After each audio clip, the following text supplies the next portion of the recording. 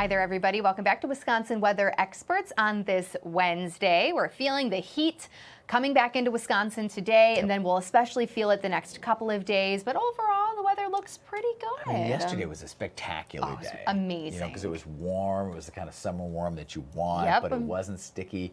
Today, not too bad. I think we're starting to turn those dials up a bit, and as you'll talk about in a bit, the real hot, the real sticky, the potentially real stormy is still ahead of us. Yes. Other parts of the country have been dealing with significant storms in the last 24 hours and even ongoing. Yeah, exactly. Yesterday, we even talked about especially the East Coast and how much thunderstorm activity they saw. We're going to start with some thunderstorms from the East Coast. Parts of Virginia, Maryland, Delaware dealt with this yesterday. The National Weather Service recorded numerous reports of wind damage as well as trees and wires down. There were a ton of severe thunderstorm warnings. We're talking from, New York and Pennsylvania all the way down south to Georgia. It was fascinating to see on radar.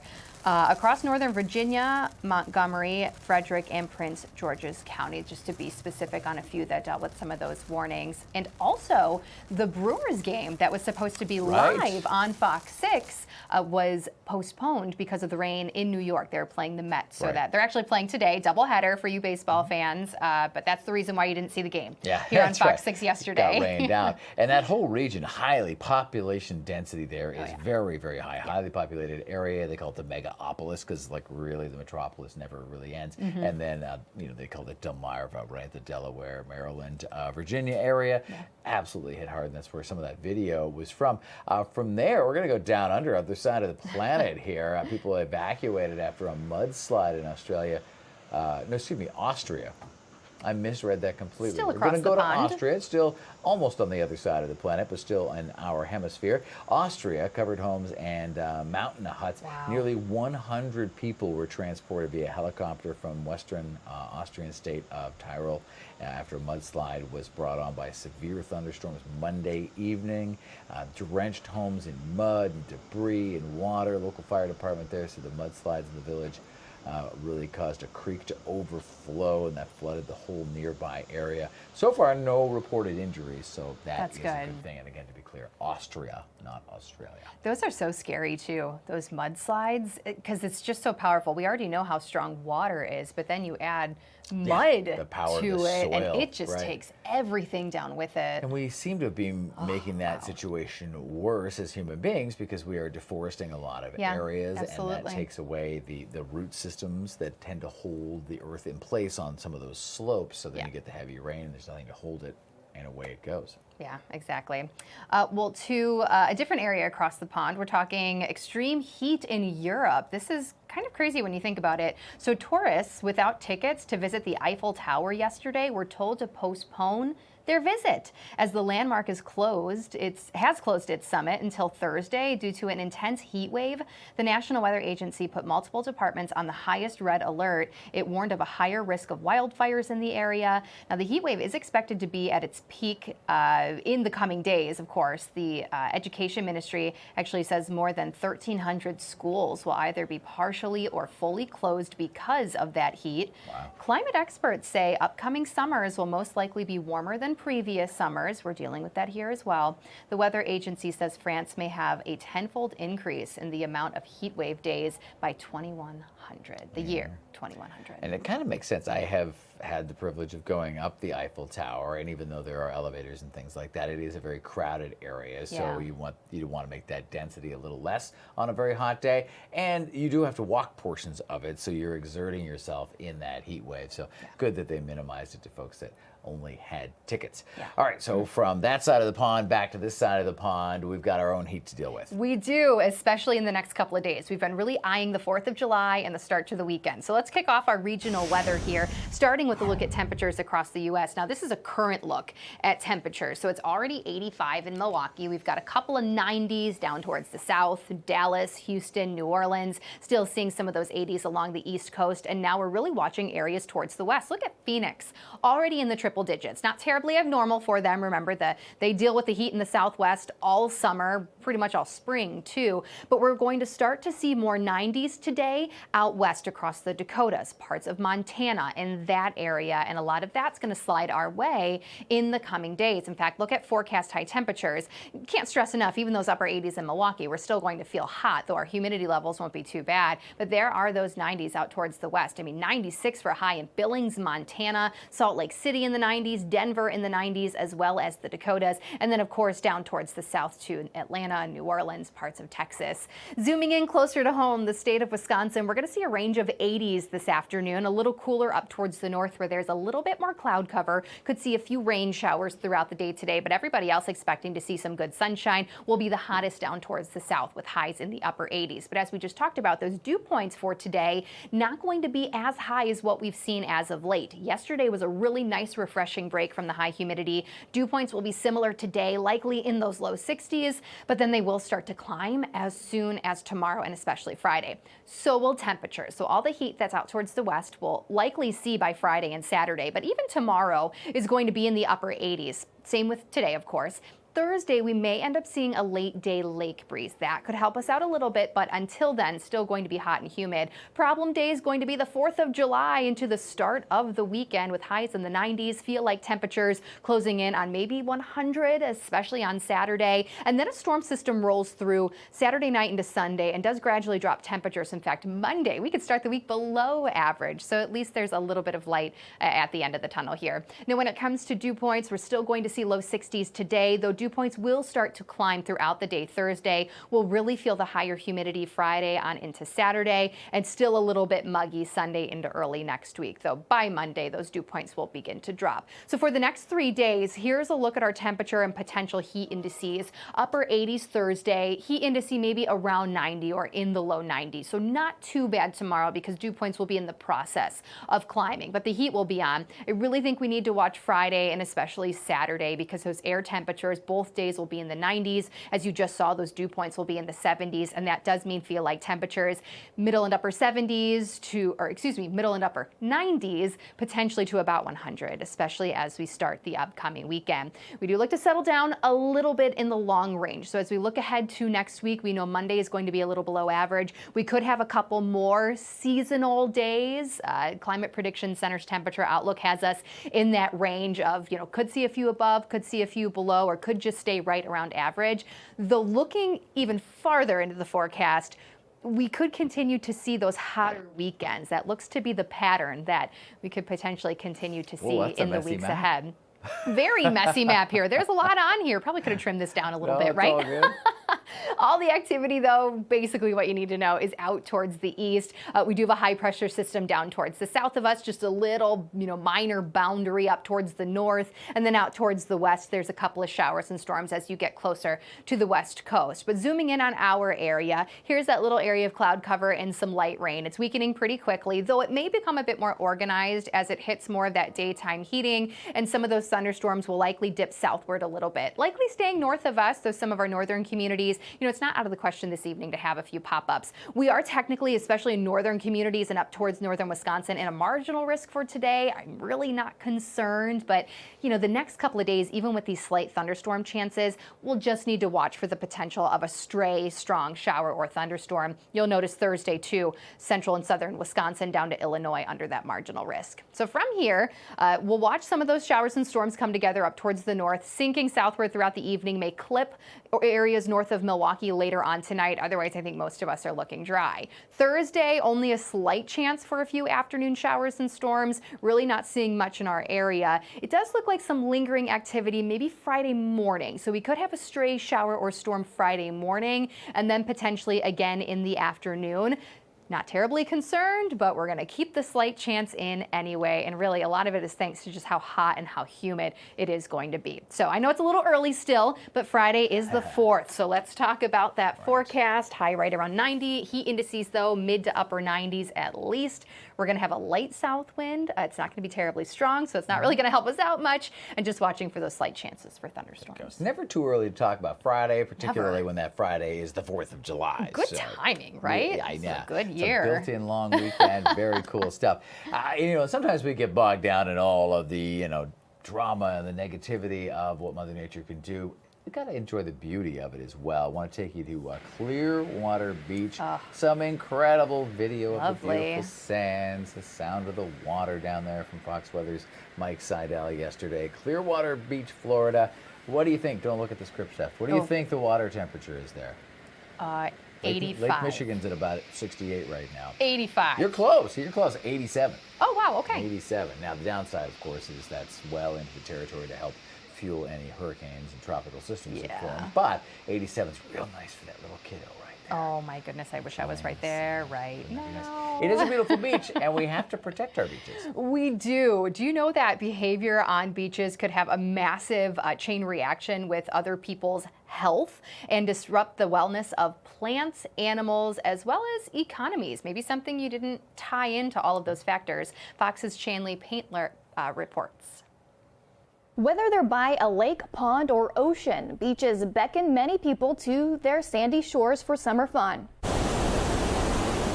But all the foot traffic can trigger harmful consequences for local wildlife and businesses. Summer tourism plays a role in water pollution, but it doesn't have to. Environmental experts say you can leave beaches better than when you arrived, and it can start with the gear you pack with you, especially items for snacks and lunches. If you can bring a reusable water bottle, bring the types of silverware, plates, napkins that you can take back home with you and wash and reuse, that's better for the environment and less likelihood of it getting left behind. You'll also want to leave no trace by packing out any food waste and any other garbage so you can dispose them off-site.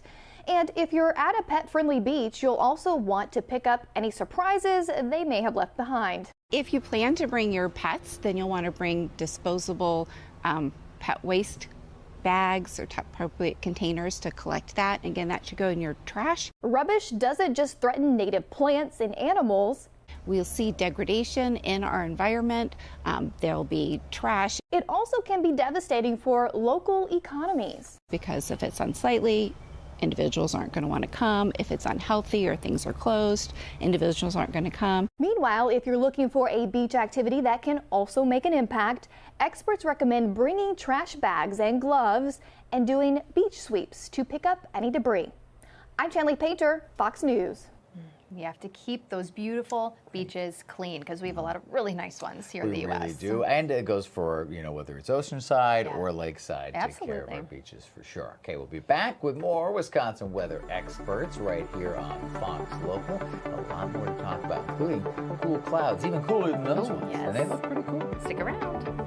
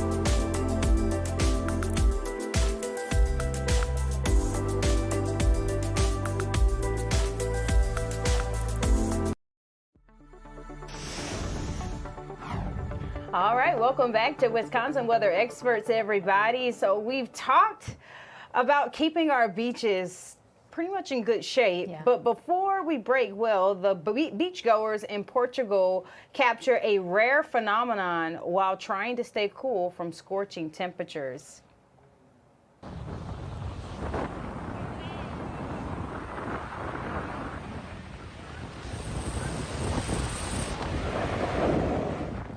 The phenomenon known as roll cloud was recorded by many across the northern and central coast of Portugal on Sunday. Look at that. Wow. A climate expert says the cloud forms under certain temperatures, humidity, and conditions of wind. The experts say the roll cloud forms when the surface of land is hot during the day and cold air sweeps in after the sun sets, forcing the hot air to rise, creating this phenomenon. The Portuguese Weather Service, IPMA, validated the phenomenon with a satellite image on Monday. Wow. Wow, it's just incredible. And sometimes these can happen after thunderstorms as well, kind of because of that temperature difference. You know, you're hot, some rain cooled air, and then to get it to actually move, that all has to do with the wind. And oftentimes you need some of that wind shear to make it appear like it's actually spinning. So it's fascinating, and I've seen a few before, and they can commonly be confused with shelf clouds, but the difference is that a shelf cloud, you know, it's actually with an area of thunderstorms or showers moving through. This is really just developing because of that temperature change and because of the wind. So you saw in that video, it was sunny above that cloud, so it's just fascinating. Yeah, it is. Fascinating. I saw so many videos of it, and I was like waiting for like somebody to just do a time lapse. I'm wanting to see a time lapse of how it looks, you know, over a period of time. No, it looks really cool. It's my first time actually seeing one. Yeah, so if you ever see one in the future, take a video and send it to us. And keeping on the theme of clouds, we talked a lot about clouds yesterday too. Meteorologist Tom Walks is going to dive into what a hole punch or a fall streak cloud is. Check it out. Well, clouds are always fascinating to look at, right? And oftentimes they never look the same, and you can see different cloud features at different times. Here is a great photo of what's called a hole punch cloud. Is that real? Oh, absolutely it is. So take a look. You can see that cloud deck there, and there's this hole that appears to be developing right in the middle of the clouds. Let me show you a different view here coming in from southern Wisconsin, so you can really see from this vantage point that you have the clouds, then you have a hole, and then in the middle of that hole you have these things that appear to be falling through the cloud. And it's actually called a fall streak cloud or a hole punch cloud. So you can refer to them either way, but what is the science that is going on here? Well, let me tell you, this formed near the Milwaukee airport. That's a big clue, because what's happening here is you have just the right setup in the atmosphere at cloud level to not only have ice crystals at times, which form the clouds, but sometimes in very clean air, the water droplets actually do not convert over to ice and freeze. Well, wait a minute, how can that happen? Well, we have a process in meteorology that is called supercooled water droplets. So that means, yes, you can have liquid water when it's actually below freezing. That's wild, right? You need to have some sort of nucleus. You need to have something for that liquid to glob onto. It could be a grain of sand. It could be dust, different things in the atmosphere that it globs onto essentially and freezes. Well, in very clean environments and clean air masses, sometimes you won't get that. So it will stay as all liquid water, known as supercooled water, in the sky. Well, how does that relate to this cloud? Well, think about this. So you have this supercooled water, you have these water droplets that are in the air, and then you have this airplane either taking off or landing as it's flying through this cloud deck. Again, this taken near the Milwaukee airport. So now what's happening? Well, now you are getting air flowing around the body of the aircraft and up and over the wings, and that is enough to cause those liquid water droplets to quickly turn to ice. Well, now what happens? Well, you can see what happens here, right? Those ice crystals are falling through that cloud layer. So in other words, you're seeing all those water droplets quickly freezing, creating that expanding hole in the cloud, and then the ice crystals themselves are starting to fall right through the middle of the cloud as they have now frozen from liquid water into ice. Again, known as a hole punch cloud or a fall streak cloud. That is some cool, wild science, is it? When you look, it really is as you look back at these weather photos. Another really great explainer, especially with that process between, the ice crystals or the ice nucleus as well as the supercooled. It just goes to show how much happens at those higher elevations of the atmosphere, and we don't really get to chat about stuff like that very often. I know, and this is the cool thing too. You don't think whenever you're in the upper atmosphere that it's a little bit cooler and to expect ice crystals, and it's like, how are they even up there without falling and we actually seeing them and it being snow or something, So I think it's pretty cool how he explained for that to happen. I would have never even known how any of that happens. I learned a lot from watching Tom and his explanations too. That's why we love him. He is also a great teacher. All right, well, we have a little bit more to chat about coming up here on Wisconsin Weather Experts. We are going to talk about heat and the incoming heat and how that can impact us as well as our infrastructure. We're also going to talk about some zoo animals having fun and ways to beat the heat. So stick around.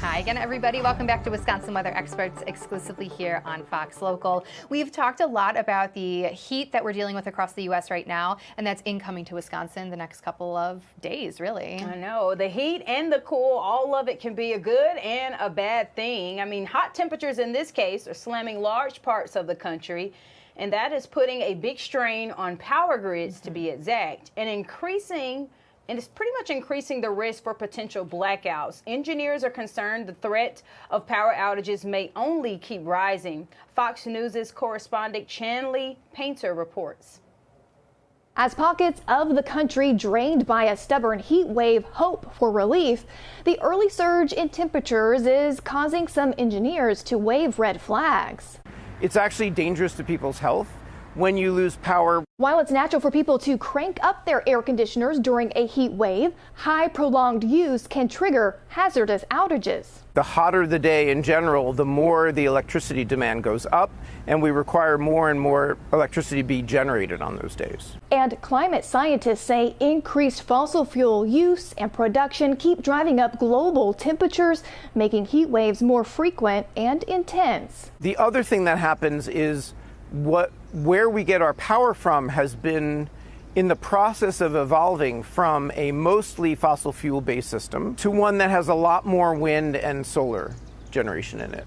But it gets complicated. According to Mort Webster, energy engineering professor at Pennsylvania State University, many electrical grids get their power from fossil fuels and clean energy options. This is because not enough power is always generated from wind and solar. But some experts are warning of an increased risk of heat-related power outages in the near future. A lot of those traditional fossil fuel-based generators those power plants are going offline and retiring because they can't compete economically. And so there's less of the thing you need to fill in the gap. Experts like Professor Webster are calling for communities to prepare by investing in backup power reserves. I'm Chanley Painter, Fox News. And if you happen to have a question about anything in regards to what we've talked about today, we have this fancy little QR code at the bottom of your screen there. Feel free to scan it, fill out the form. It'll send your question to us, and we will take some time to answer it right here on Wisconsin Weather Experts. All right, finally tonight we are going, or this afternoon I should say, let's not get ahead of ourselves. We're talking about the extreme heat again out in Europe, but how some animals at zoos are keeping cool, especially polar bears. The heat is not great for them, as we all know, but ice is helping polar bears and other animals get by during this extreme heat wave in Europe. They're keeping cool by rolling around in ice that was distributed to their open enclosure. Now, the Prague Zoo director says they believe they will need to hand out ice to some animals at least 10 days this summer. He says polar bears are a huge concern during these high temperatures. 10 tons of ice were distributed to the animals at the zoo, and now temperatures are expected to reach into the 90s in large parts of the Czech Republic and will rise to potentially 98 or 99 today. So even more reason to make sure all those animals are comfy and staying cool in some of this extreme heat. Thanks for watching another episode of Wisconsin Weather Experts. We will see you right here on Fox Local and our YouTube page tomorrow at noon.